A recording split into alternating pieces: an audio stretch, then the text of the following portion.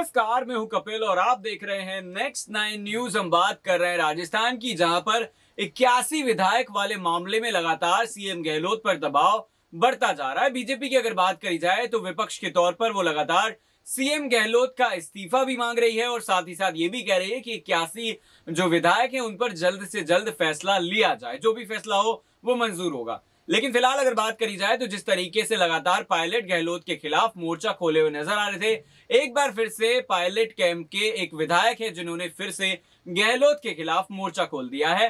पूरा मामला क्या आपको बता देते हैं। दीपेंद्र सिंह शेखावत ने कांग्रेस की आलाकमान से जांच की मांग की है। पूर्व विधानसभा अध्यक्ष दीपेंद्र सिंह शेखावत ने कहा कि मैं नहीं जानता कि विधायकों पर इस्तीफा देने का दबाव किसका था। आखिर अगर कोर्ट में हलफनामा दिया गया है तो फिर यह जांच का विषय है। शेखावत ने कहा कि कांग्रेस आलाकमान को इसकी जांच करनी चाहिए। शेखावत ने यह भी कहा कि एक भाजपा के सदस्य ने भी इसमें इस्तीफा दिया था। भाजपा इसमें राजनीतिक षड्यंत्र करना चाहती है। आपको ये बताते चले कि पूर्व विधानसभा अध्यक्ष दीपेंद्र सिंह शेखावत ने जयपुर में मीडिया से बात करते हुए इस बात का दावा किया कि इस्तीफे स्वीकार कर लिए जाते तो सरकार गिर जाती।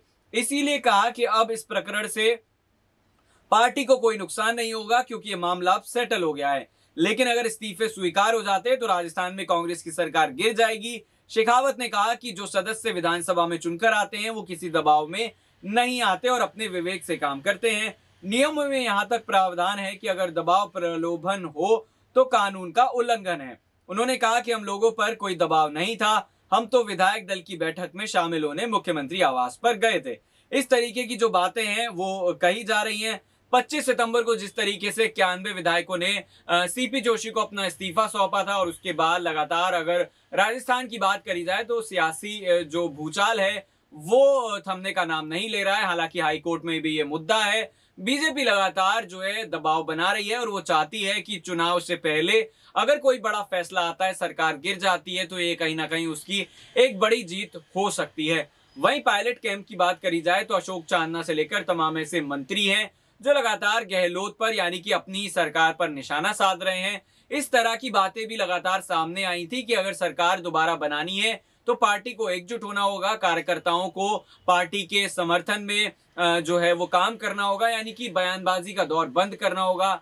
सुखजिंदर सिंह रंधावा जो है वो कई बार अनुशासनहीनता के चलते तमाम बड़े नेताओं को चुनौतियां दे चुके हैं, कहें तो एक वार्निंग दे चुके हैं, लेकिन पार्टी पर इसका कोई असर नहीं पड़ रहा है। पायलट की अगर बात करी जाए तो वो इतने बड़े कद्दावर नेता हैं कि उनको किसी तरह की चेतावनी देने के लिए कोई भी नेता आगे नहीं आ सकता है।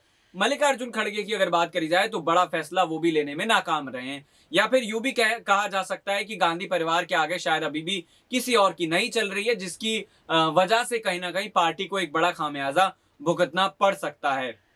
राजस्थान की सियासत में लगातार जो सियासी तूफान खड़ा हुआ है वो ना ही राहुल गांधी थाम पाए और ना ही मल्लिकार्जुन खड़गे उस पर किसी भी तरह की लगाम लगा पा रहे हैं। तो तमाम बड़े नेताओं ने अपने अनुभव का यूज कर लिया, प्रयोग कर लिया। लेकिन फिलहाल अगर राजस्थान की बात करी जाए तो चुनाव से पहले इस तरह की चीजें होना पॉसिबल नजर नहीं आ रहा है। क्या चुनाव ही इसका अंतिम समाधान है, या फिर कांग्रेस की जीत या फिर कांग्रेस की हार जो है वो इसका अंतिम समाधान हो सकते हैं? क्या कुछ हो सकता है, कमेंट करके जरूर बताइएगा। फिलहाल इस खास पेशकश में इतना ही। देखते रहिए नेक्स्ट 9 न्यूज। नमस्कार।